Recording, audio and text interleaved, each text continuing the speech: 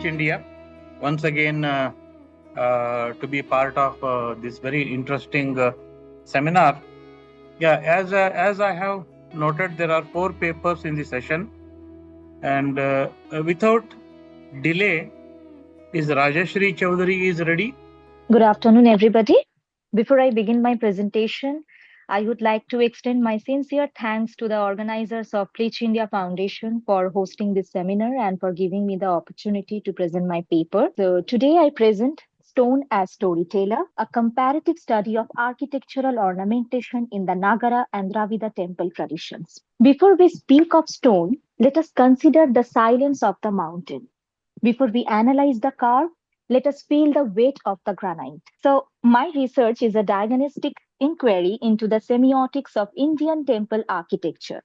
When we analyze the carve of a shikhara or the tiers of a vimana, we are not merely looking at ornamentation. We are reading the codified language of a civilization. My objective is to demonstrate that the Indian temple is a somatic archive, a site where stone becomes a vessel for the divine, reflecting a complex, unified, yet regionally varied artistic history. To understand the Indian temple, we must view it as more than a static building. Meister defines the temple as a somatic archive, mimicking the human body and the cosmic mountain. The Sthapati functioned as a ritualist. Construction was a deliberate act of bringing disordered existence into conformity with basic laws.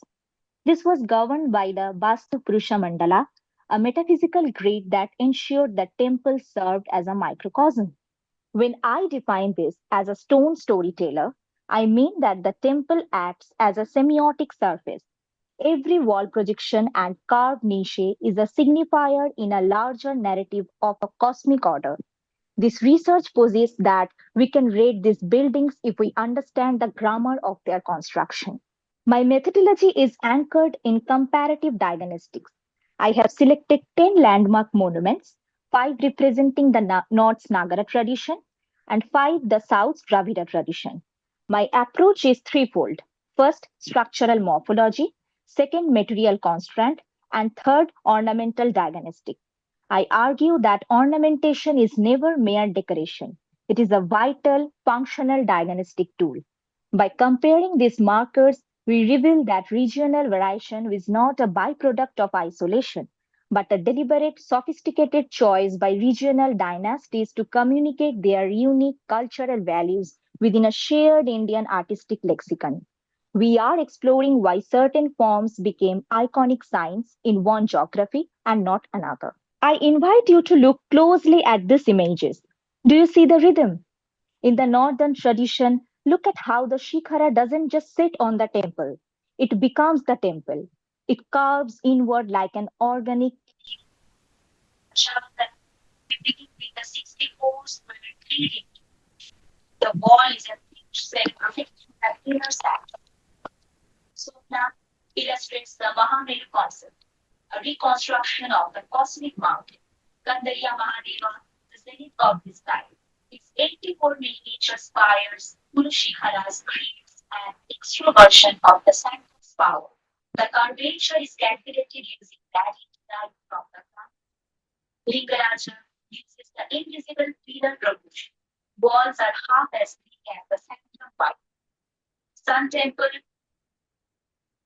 a total iconic site. Every way is a solar chronogram. In the north, sandstone columns were high roof fluid forms that mimic the dynamism of the human body. Now let your eyes shift to the southern horizon. Do you feel the change? The fluidity of the north has transformed into a powerful rhythmic hierarchy. Shore temple, granite is an unforgiving material. Its monumental style is a direct response to this hardness. Kailashnathar, it teaches double form construction, a square base resolving into a pyramidal top. Brihadishvara, a somatic archive of the Chola Empire. Its 13-tiered tower is an engineering feat of sheer scale. Meenakshi the Gopurams dominate as sky-reaching markers. They are dense, mythological archives meant to be seen from afar. Chenakeshava, a stelae plan that deconstructs soapstone into a lace-like texture. The southern logic is one of stable, multi-tied hierarchy reflecting a cosmos that is structured, ordered, and enduring. Contrasts the Nagara and Dravida geometry. Nagara architecture is organic, it carves inward, following the arcs of its ritual grid. Dravida architecture is hierarchical, it builds outward and upward in distinct, horizontal tiers or talas. This is the difference between an organic growth and a structural hierarchy. The Nagara ornament is integrated into the silhouette, it grows with the tower, the Dravida ornament is organized upon the tiers. It adds on to the structure. As Srinivasan notes, this is not arbitrary. It is the visual expression of two distinct ways of perceiving the cosmos. One flows like a stream, the other rises like a mountain range. Architecture is a prashada, a palace. Architects use adequates, that means tiny, repetitive shrine replicas, as decorative units. By staking these replicas, they made the temple look like a mountain of smaller temples. This extroversion means that the power of the inner sanctum is projected onto the exterior walls. For the devotee, the exterior wall is a narrative. You walk around the temple and the sculpture reads like a book. This extroversion is a diagnostic tool. It allows us to see how the divine is accessed. The northern palace is a fluid experience. The southern palace is a grand, structured hierarchy. Now, materiality is the architect's language. Sandstone in the north is soft, allowing for high relief anatomy. Figures appear to pulsate with life. Granite in the south is unforgiving. It requires bold, broad, and powerful lines. This is why our ornamental diagnostic works. If you see deep, fluid relief, you are likely looking at the Nagara influence. If you see bold, layered, and iconic monumentalism, you are seeing the Dravida style. The stone itself tells us the region, the era, and the dynastic values of the people who shaped it. We aren't just looking at decoration, we are looking at the interaction between the human hand and the geological character of the subcontinent. So, in conclusion, the Hindu temple is a soteriological tool. The structures construct the reality they were meant to present. The Nagara and Dravida styles are not divisions. They are the diverse, brilliant vocabulary of India's art history. They remain an enduring archive of a civilization's spiritual journey.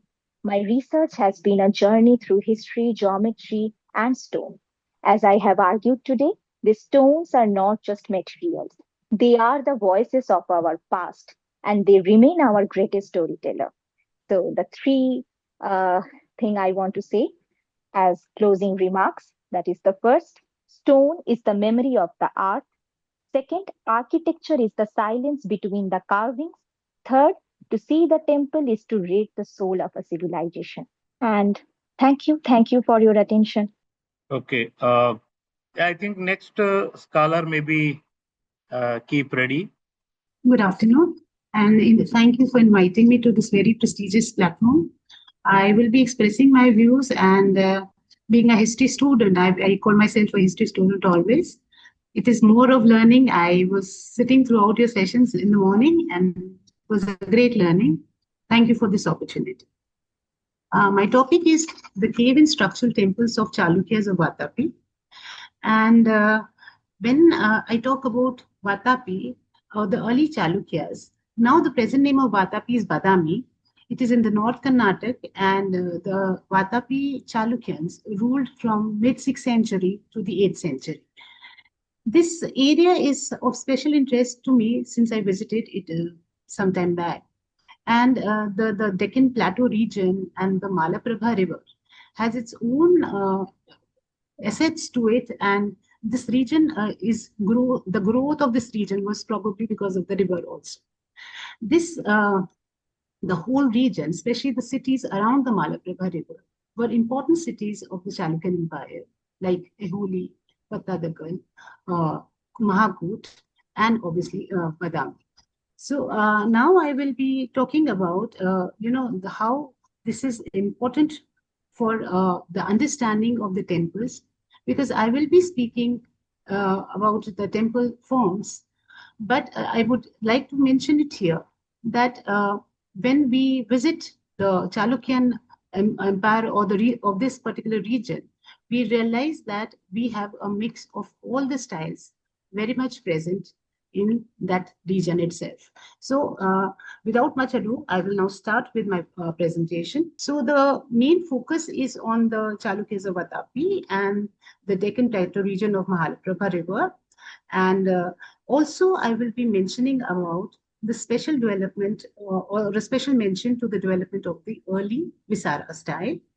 And I will also focus on the royal patronage, which was very important for the development of the arts in this region. Now, generally, what questions come to in our mind when we are researching or when we are looking into the sources, it is that was Nagara style only from the North India or the Dravida from the South India? Or how or when did the Bisara style came up? Is Chalukyan iconography different from any other region? And how is it different from the other regions? And how and why Chalukyan architecture stands apart? So, keeping that in mind, I will mention that initially, when we talk of the temples, there were temples as early as 3 BCE. We get remains of those temples around Madhya Pradesh, Vidisha especially. Majorly, the temples which were surviving a little bit were the ones of the Gupta period. Gupta period early temples were a very basic structure, which they were generally on a platform, and they had a square garbhagriha, and they had a pillared porch, or which is called a mandapa, but it was an ardha mandapa kind of a thing, and usually the roofs were flat. So the later on, after a bit of evolution, we notice that the shikhar starts coming. So this is the example. The Digawa temple is one such example where we notice that there are beautiful colonnaded pillars, very nice frieze here of side wall, and the roof is flat. So the idea is that the temples were coming, and as the idea of bhakti was growing, the size of the temple also grew. And slowly and steadily, we come across the temples. Generally, we realize that most of the temples are east-facing temples. But there are variations also. And Nashnakutara Parvati temple is one such temple, which is a west-facing temple. This is also of the Gupta period, where we notice that there's a raised platform. Again, the roof is flat, and there is one sanctum. The Garbhagriha is just square inside in the appearance. Over a period of time, as I said, there was an evolution, and what we notice is that the beautiful spire was coming up over the sanctum. This is the structure or the shikhara, and this is the example. What you can see is of the Devgar temple. And this Devgar temple also has a beautiful frieze of Vishnu on the Sheshnag, reclining on the Sheshnag. But here I'm basically showing you the structure of the temple itself. Again, the similar structure, the size is not too big. Generally, what our understanding was as we talk about the temples, and we say that the temples on the north are the Nagara style, the temples in the south are the Dravida style, and the temple which kind of reflect both of them are the Visara. So in many works, we come across that there's a certain division, which is loose divisions, which has mentioned that anything which is above Vindhyas is Nagara, and anything which is between Krishna and Kaveri is Dravida, and between Vindhya and Krishna is Visara. But this has been challenged by some historians and some scholars, which I will mention in a bit. But before I move on and I talk about the temples, the Nagara temples are perfect examples. They were, as the time moved on, the size and the beauty of the temples was becoming very, very exquisite. Great workmanship was being put on these temples, especially on the walls and everything. But because there is another idea which is very, very important, which I think even the previous speaker mentioned about it, is the idea that the temple is just not it is not just the manifestation of bhakti and it houses the deity. It is a morphology, not arbitrary. From top to bottom, the Hindu temple seeks to represent everything that is cosmic world of the Brahman, the entire universe. is composed of. And this is a quote by Professor Gupta and Asthana. And they also mention, see, that these temples, since the temples are a very important part of our communal life, they represented on its walls the life of the common people also, the men, women, animal, birds, trees, rivers, and anything that was earthly was visible on these walls. And the over a period of time, we noticed that this workmanship was becoming all the more finer and exquisite, or as exquisite over a period of time. These temples, the form of these temples are very, very important, even more important than the material use. When I talk of Chalukyan temples, the region, it becomes very important because the kind of the area has its own source. They have a sandstone, red sandstone, which is easily available on the hillock near Badami. And we see that most of the Badami caves have been dug out from that only.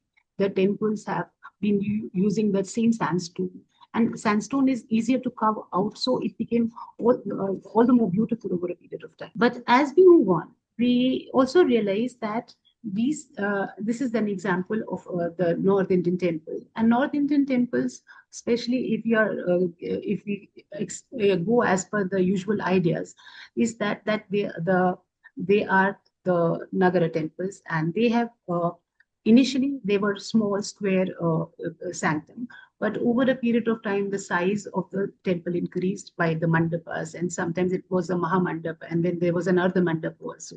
They were on the raised platform, which was the jagati. There was there was a over this sanctum was a curvilinear structure, which we can see here in the Jagannath Puri temple, very beautifully put. And there is an amalakam over the temple, which was very, very specific feature of the North Indian temples. As I will show you another example, this is the Kandariya Mahadev. See, we see the elaborations as the time goes on. We see that the temples become all the more elaborate and beautiful. And we see many mandaps coming up, and many, curvilinear structures. The structures are becoming all the more elaborate over a period of time.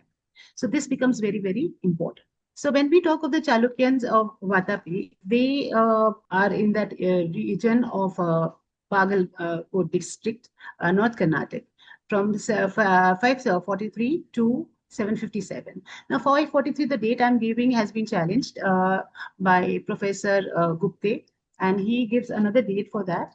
He gives a date 535 CE. This region, we know that when we talk of these temples of Chalukyas, they are specifically divided into two categories, the cave temples and the structure temples. And I will be talking about the cave temples of Ramanfadi, which are in Eholi, and Badami caves. So this is the picture of Ramanfadi, and Ramanfadi is a beautiful cave carved out, which you can see. And as you go up, there is a beautiful mandap inside, and on the sides we can see the exquisite graphic carvings. That there is in the center of the mandapa, towards the end of the wall, is the Shiva Linga. And the beautiful part of especially of the Chalukyans, is the ceiling. And the ceiling is beautifully carved, which is not to be compared with any. They are exquisite. They are, I think, out of many other temples, they stand out very beautifully. And they have various examples, which I'll be just showing you in a bit. These are the Badami caves, and Badami caves are 4 in number. First one is dedicated to Lord Shiva, but the first one, which was actually dug out, was the third cave. So this cave has since it is dedicated to Lord Shiva, you can see the Nandi seated there in between, and the colonnaded pillars in the temple. These are the pictures or the iconographic representations of Shiva and Parvati and Nandi. And this is a very beautiful, which is very specific of the Chalukyans, is the Harihar. It is the representation of Shiva and Vishnu, which kinds of brings a very syncretic kind of a feeling when it comes to both religions that were going together at that time. These caves are also, the second cave is dedicated to Lord Vishnu. And we see that there are various representations like the Vara avatar of Vishnu, which is represented there, and the three Vikram, which is in which the Vishnu is represented here.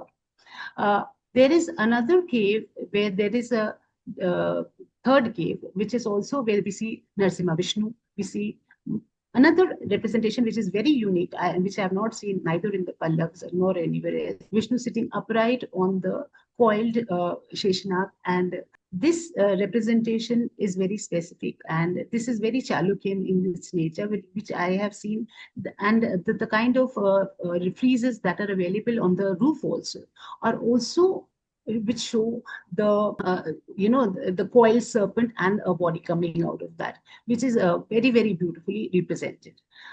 The fourth cave is dedicated to the Jains, and there is a picture of Parshvanath. I'm sorry, these photos were taken by me, so probably they are not that great. But in general, what we see is that these caves they stand out very beautifully as when we compare them to the temple style is the Ladkhan temple and the Durga temple. Durga temple is dedicated to sun god, and it is apsidal in the shape, and which is very different. And the other temples, you can see the kind of representation, that is what I was mentioning about the ceiling panels here, very artistically and beautifully presented. And the friezes that were in the temple are beautiful. Here itself in Patadakal, we come across Kagalnath temple, which is, though being in the Deccan region, the temple is a very, very differently constructed. It gives you a very, very North Indian feel. It gives you a feel. But there are historians who say that there was a time when Narsimha, the Chalukyans lost to the Pallavs and they had to move upward, and then they got artists from outside. But there are historians like whom I would like to quote, Professor Gupte, who says that it was not exactly like this. He says that the theory of the Gupta origin and the art form anywhere in India shows excellence and artistic merits must be discarded. The Chalukyas did not have to borrow either architectural motive or architects and sculptors of the north and south. Their art was indigenous. So he raises this thing which he has challenged, that North Indian temples were probably different and the South Indian were different. He says that all these styles were coming up here in this area. But in the end, I would also like to mention the temple, which is very, very important, and that comes around 750, which is the Papanatha temple, and in which we see the features of both the north and the south temples. And these temples were very, very important part of our understanding, and which also creates, later on we see this Visara style growing very beautifully in the Hoysala phase. And the temples were important part to the economy also. They were not only important part to the economy, but were also important part to the legitimacy of the king. And these are the sources I have used, and thank you very much. Thank you. Of course, I'll have a lot of comments on both the papers at the end. Next presenter is Tanisha Dutta. Are you ready? Yes, I'm ready. Yeah. I'll share my screen. Hello, everyone. Today's topic is the sense of geometry and proportion in art as conditioned by medieval Hindu temples. So here, my main theme is to explain the title a bit. I'm here talking about the sense of geometry, that is our sense of aesthetics, our sensibility here of geometry, proportion, art, aesthetics, all of this put together as conditioned by medieval Hindu temples. That is, I'm proposing that all of this sensibility and aesthetics, sense of aesthetics, comes from the original mother of all arts, that is the Hindu temples. So I'll make my case here. The hypothesis here is temple architecture, its design principles, its sculptural complexity, and ornamentation themes form the basis of our artistic design sensibility, as I just mentioned, and therefore it influences all other areas of art, design, and aesthetic. So temple ornamentation, it incorporates and dictates all various aspects of human life, and I recognize the importance of temple structures and its impact on human mind by being the largest influence on a temporal and on a physical scale. Now, why I'm saying on a temporal and a physical scale is simply because temples have stood the test of time. They've been around for centuries and thousands of years for us to experience them and get influenced by their sheer scale, by the profusion of details, by the way they have covered all areas of subjects of life, etc. And of course, on a physical scale, because there are so many other artistic heritage in India which are much smaller in scale. Now, here I'm just simply talking about the physical size of it, because this is one art piece where we enter and we get to experience it in a very different level altogether. And of course, therefore, these geometric principles are ingrained in our subconscious, hardwired into our sense of aesthetics, and therefore seen in all of the various other kinds of art. This is the sentence I'll be proving by the end of the presentation today. Now, we already know about these various art styles. Of course, this is not an exhaustive list, just some names of schools of art. But my question started from these drawings. When I noticed these kids' drawings, I started to wonder what happens to these kids when they grow up older. They start to make more realistic paintings. Now, why in this age, at this age, they are making such paintings, and as they grow older, they become more conditioned by various influences in life. Now, this left painting, for example, I want to describe a bit. The mother and two children, the home and the son. That's what we can see, right? The mother is clearly much larger than the house. Now, this is a beautiful depiction, and I would definitely give full marks to the child and not cut any marks for proportion here. I'll tell you why.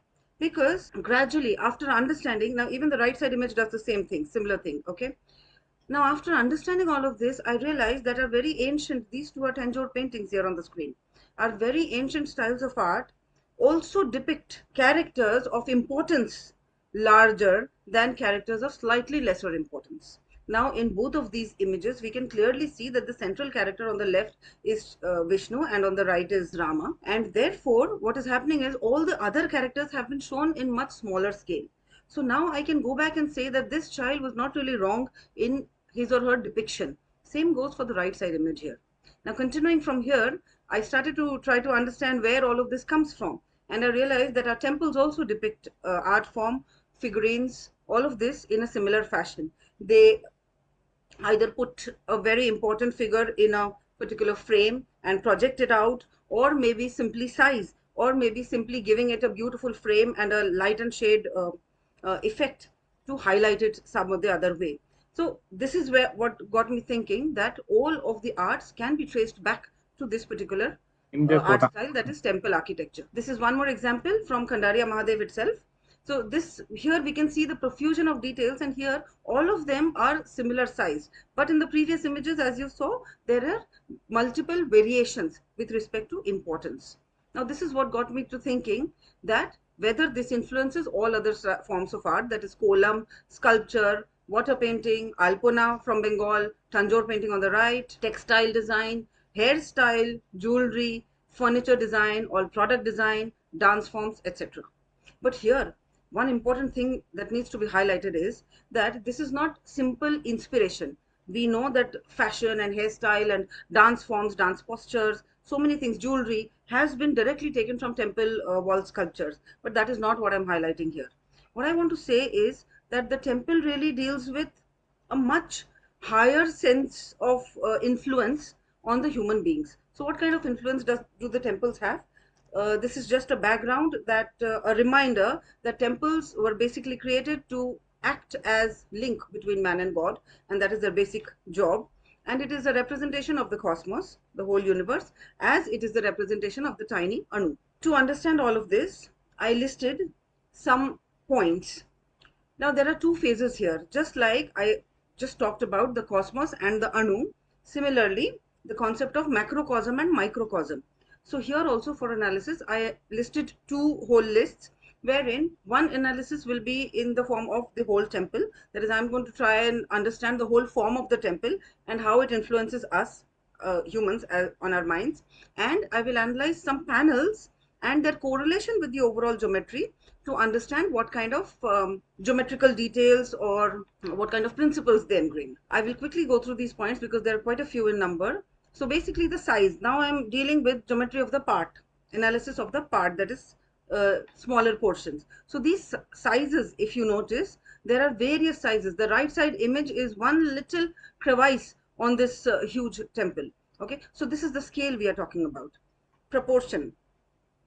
what kind of proportion we are dealing with respect to what is right next to the particular panel that we are looking at, and what is farther away from it, but very similar in geometry and maybe connecting on a higher metaphorical level. Balance. For example, the top panel is balanced in a way that they are repeating alternate elements, and this can form a very, very long band along the base of the temple.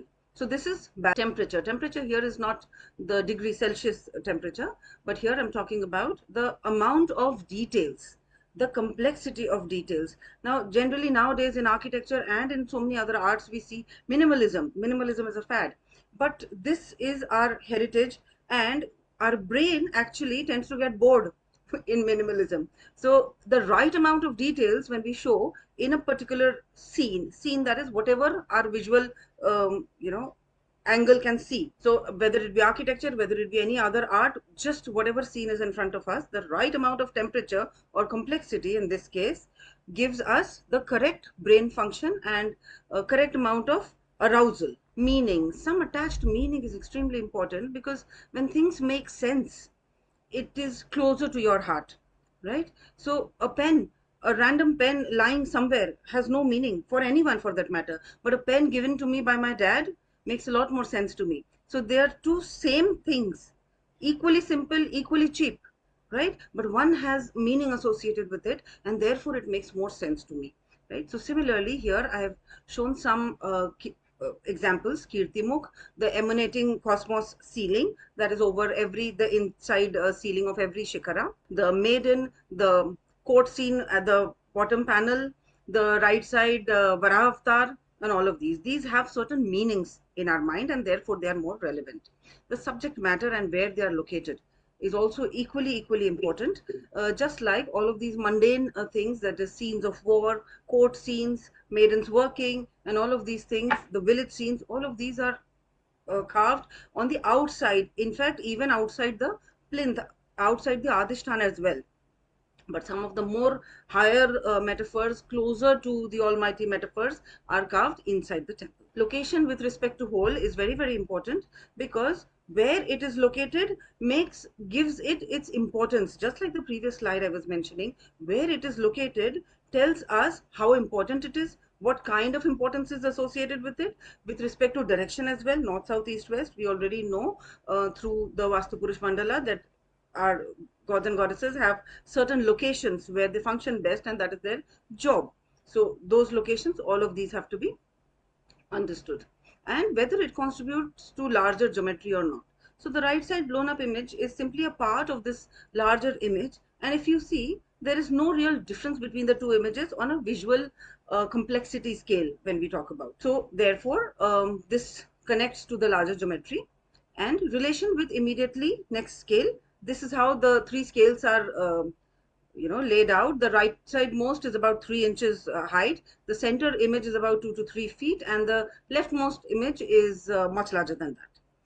So now coming to the understanding of the whole, I have enlisted some points which I'm not going through in detail. Just for an idea, I'm showing the geometric patterns that are repeated at various scales for us to connect on a mental level, for us to subconsciously connect to all of these points and understand that, oh, there is a relation, whether or not I'm consciously thinking about these points or not. So things like natural inspiration, all of these things are already there in the temple context, and we already know about it.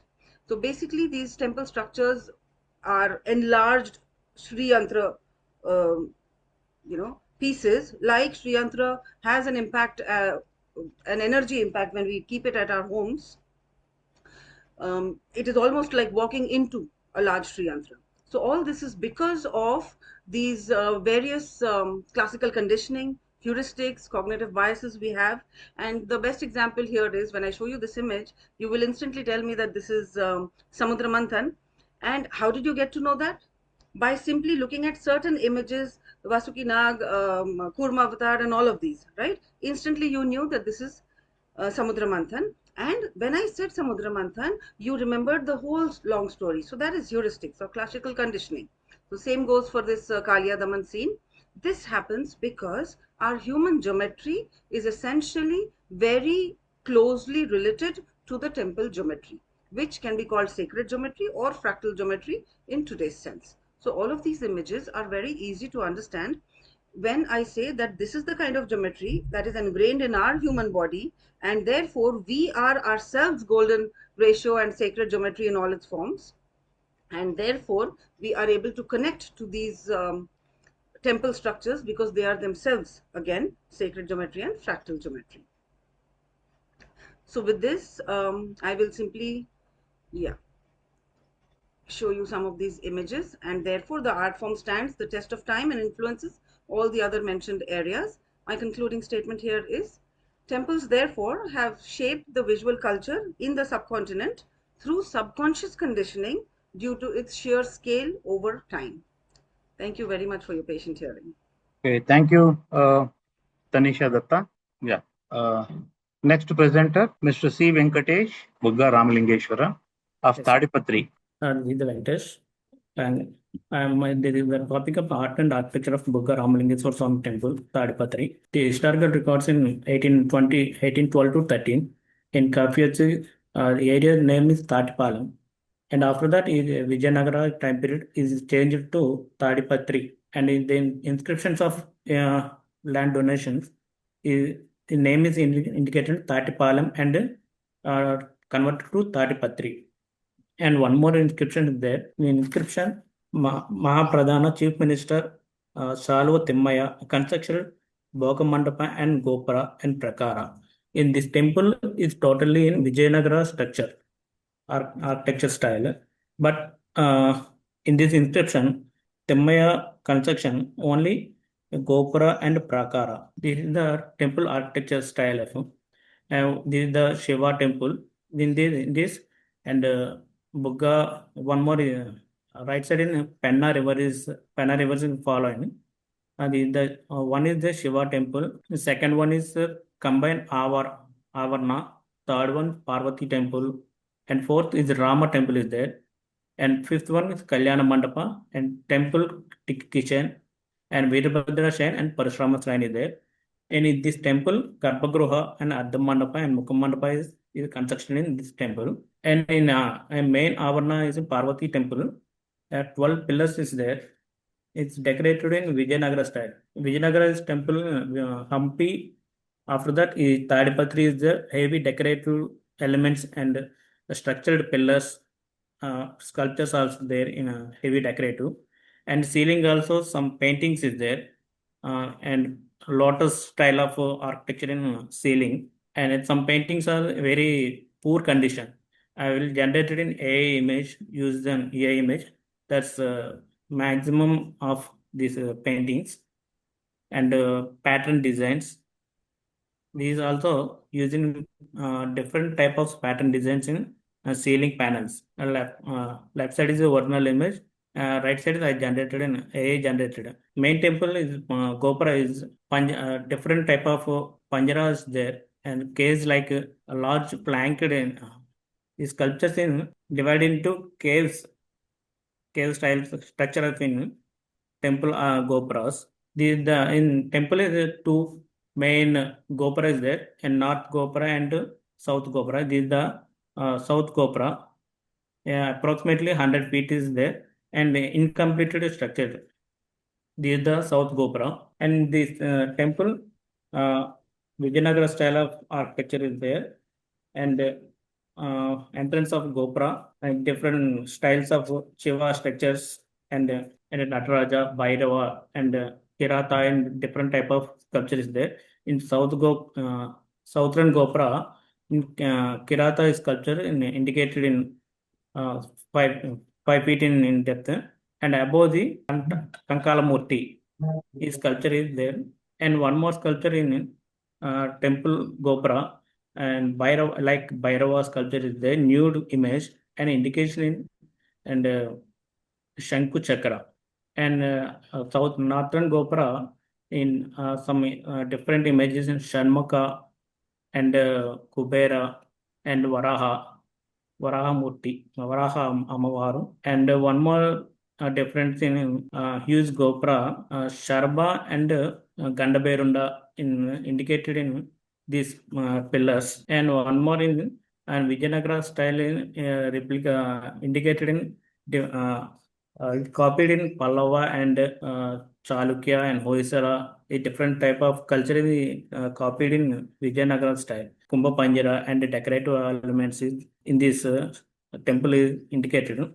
In decorative style like Hoysala style replicas. And this sculpture is Anasuya is indicated in northern pillar is like dancing style in Anasuya, and small children is Shiva and Vishnu and Brahma indicates, and influence of Vijayanagara is symbol of Vijayanagara symbol and indicates culture dressing style in Vijayanagara style. Some image sculptures in northern pillar and southern pillar, and these images in temple some different type of sculptures is there, like illusion sculptures indicated in three figures, but in four legs is moving ten movement is a optical illusion is created in sculptures.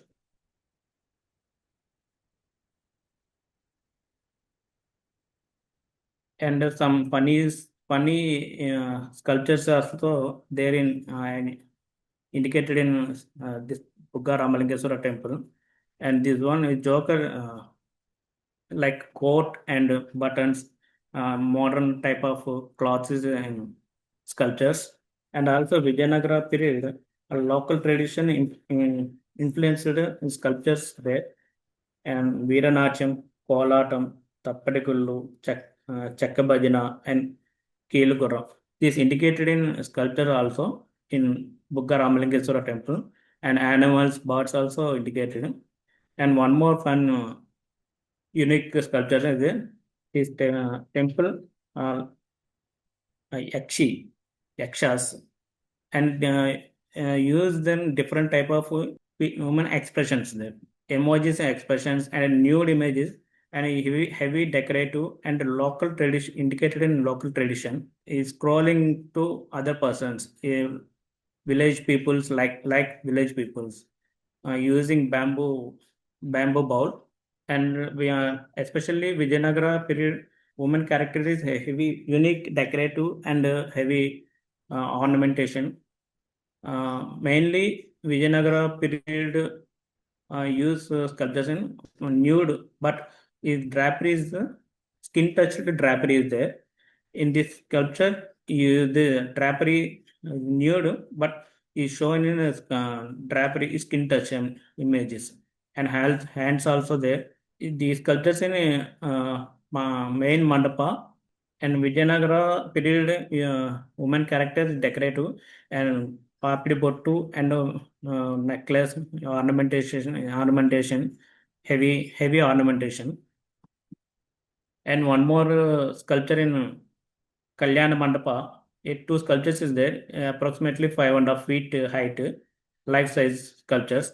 The drapery is heavy, skin thin drapery is there, and sculptor is there is shown in heavy decoration. Thin drapery is there, and shown in skin also. Thank you. I think Mr. Venkatesh has done with his paper. Yes, sir. Thank you all. First of all, congratulations to all the 4 participants who have made their presentation.